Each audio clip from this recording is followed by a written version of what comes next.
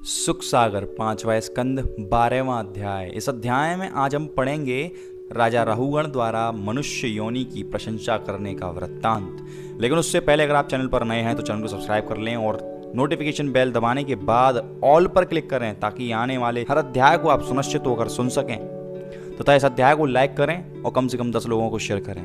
तो चलिए इस अध्याय को आरंभ करते हैं। जड़ भरत द्वारा इतना ज्ञानोपदेश सुनकर राजा रहुगण ने जड़ भरत से विनती करते हुए कहा, हे महाराज, मनुष्य योनि से बढ़कर उत्तम अन्य योनि कोई नहीं है। इसी से तुम्हारे जैसे ज्ञानी महात्मा का दर्शन मुझे प्राप्त हुआ है। अतः मनुष्य का जन्म देवताओं से भी उत्तम जानना चाहिए।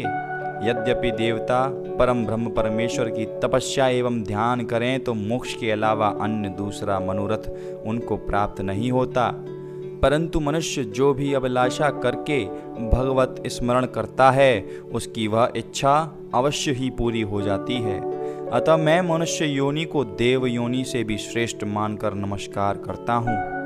रहुगण के यह वचन सुनकर जड़भरत ने कहा, हे राजन, जो बातें तुमसे कही हैं तुम उनका तात्पर्य समझे या नहीं। राजा रहुगण बोले, हे महाराज, मैं संसारी प्राणी अत्यंत मूर्ख और अज्ञानी हूँ। अतः यह ज्ञान उपदेश मेरी समझ में भली भांति नहीं आया है, इसलिए आप इसे पुनः कृपा करके मुझे विस्तार सहित समझाइए। यह वचन सुनते ही जड़ भरत ने मुस्कुराकर कहा, हे राजन, यह ज्ञान जप तप पूजा यज्ञ करने, विरक्त होकर वन में रहने, पंचाग्नि के तापने, जल में निवास करने एवं बहुत सा दान करने पर भी प्राप्त नहीं होता। इन सब शुभ कर्मों के करने से मनुष्य के हृदय में यह अहंकार उत्पन्न हो जाता है कि मैंने ऐसे शुभ कर्म किए हैं कि मेरे समान धर्मात्मा अन्य कोई भी दूसरा नहीं है। ऐसे शुभ कर्मों के करने से अहंकार हो जाने के कारण उसका सब ज्ञान नष्ट हो जाता है। जब तक वह अहंकार को त्याग कर संत महात्माओं के चरणाविंदों की रज अपने मस्तक पर धारण नहीं करता, तब तक यह ज्ञान उनको प्राप्त नहीं होता। परंतु भगवत कृपा के बिना संत महात्माओं का दर्शन प्राप्त होना कठिन है। हे रहुगण, तुम समझते हो कि हम राजा हैं, सो मैं भी पूर्व जन्म में भरत नामक 7 द्वीपों का राजा था, परंतु वहां पर रहने से अपना कल्याण न समझकर राज सिंहासन को छोड़ दिया और वन आकर श्री हरि चरणाविंदों का स्मरण करने लगा। तुम अभी तक अपने राज्य एवं संपत्ति में अहंकार में डूबे हुए हो, इसलिए दूसरे प्राणियों पर दया नहीं करते हो।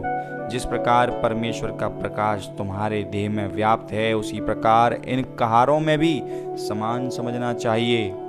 ज्ञान दृष्टि से देखो तो ये परमेश्वर के सब प्राणी तुम जो अपने सुखोपभोग के लिए इनको कष्ट देते हो, यह बहुत ही अनुचित है।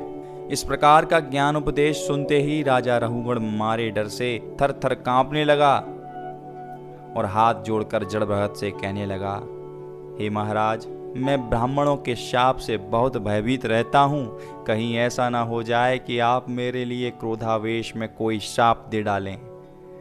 और इसी प्रकार यहाँ पर 5वें स्कंद का 12वां अध्याय समाप्त होता है। लेकिन अगर आपने अभी तक सुख सागर के बाकी अध्यायों का श्रवण नहीं किया है तो उन सभी अध्यायों का लिंक डिस्क्रिप्शन में दिया गया है, जहाँ से जाकर आप सभी अध्यायों को सुनिश्चित होकर सुन सकते हैं। साथ ही साथ आप नारियों का कल्याण, श्री गोगाजी महापुराण और ज्ञानमाला के अध्यायों को भी सुन सकते हैं। उन सभी का लिंक है साथ ही दिया गया है। तथा अगर आप चैनल पर नए हैं तो चैनल को सब्सक्राइब करें और नोटिफिकेशन बेल दबाने के बाद ऑल पर क्लिक करें। इस अध्याय को लाइक करें और कम से कम 10 लोगों को शेयर करें ताकि हमारे जितने भी भारतीय लोग अपनी संस्कृति से विमुख हो चुके हैं उन्हें हम वापस से अपनी संस्कृति की ओर रुझा सकें, और यही है सकारात्मक परिवर्तन।